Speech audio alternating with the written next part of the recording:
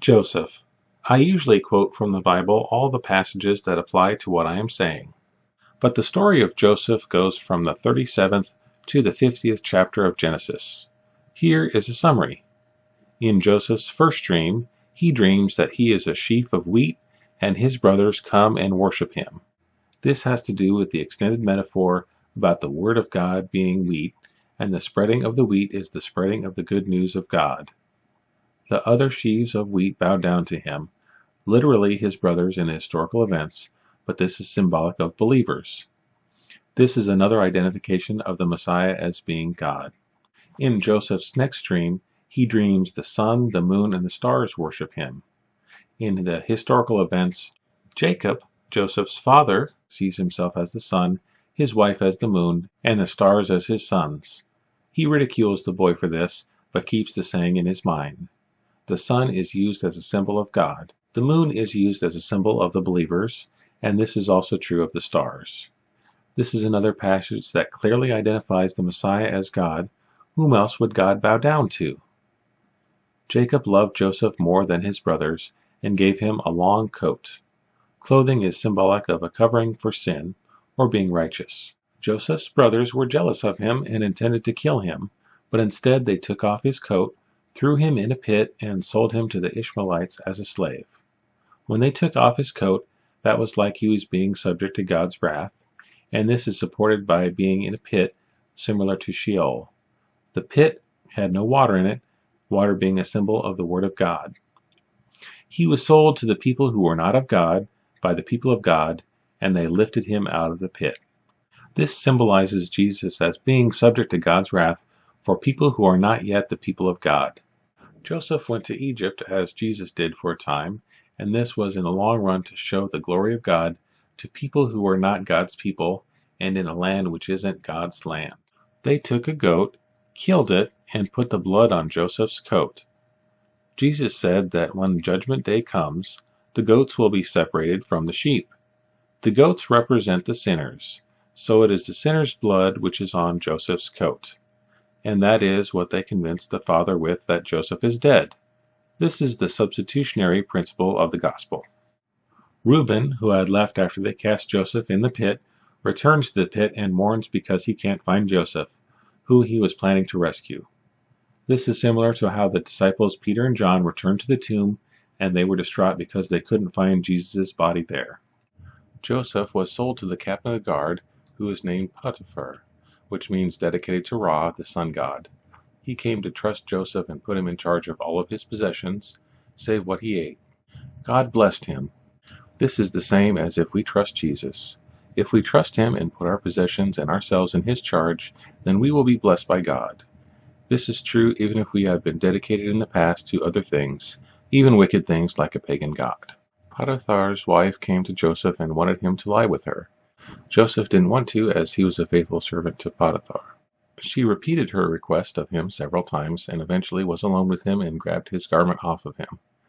She told her husband that it was Joseph who tried to lie with her, and when she screamed, he ran off and left his clothes. Here the wife is symbolic of the church, which is made up of people who sin. It is their sin that puts Jesus under the wrath of God, which was symbolized by his going to prison and being without clothes. Then Joseph was put into prison with the butler and the baker.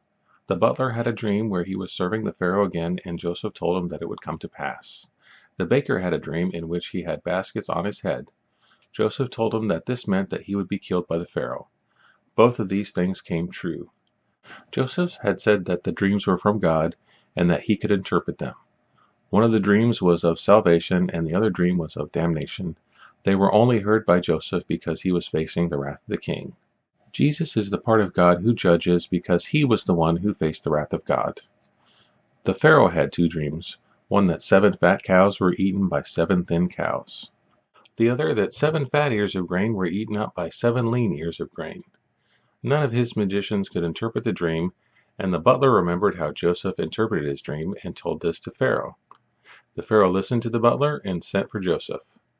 Joseph shaved and changed his clothes and then was put before the Pharaoh. The shaving is symbolic of Jesus dying, and the changing of clothes is a symbol of his resurrection.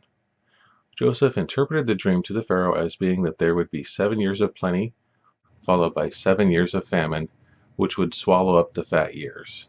Joseph told the Pharaoh what he should do to protect himself. The Pharaoh set Joseph up over Egypt, and he saved all the grain that he could while the 7 years of plenty came. Then the world came to him because they needed food. This is like Jesus giving the world the gospel. 10 of Joseph's brothers came to buy grain from him, but they didn't recognize him. Joseph treated them roughly and sent all of them away except Simon, who had to stay there until they brought Benjamin back with them. Joseph did this so that they would bring Benjamin down to him before he revealed himself to them. When he sent them away, he put their monies back in their sacks for the grain that they had bought. When we go to Jesus, he gives us what we need and does it with no cost. Jesus knows that all are pointed to him and will go to great lengths to find the one that is missing. So they returned to Egypt with Benjamin, and Joseph made a banquet for them. After the banquet was over, Joseph sent them away, again with their money in their sacks. But he had his servants place his silver cup in Benjamin's sack. After they had left, Joseph sent his steward after them, and he found the cup in Benjamin's sack. Joseph wanted to keep Benjamin there, but Judah said for Joseph to keep him instead.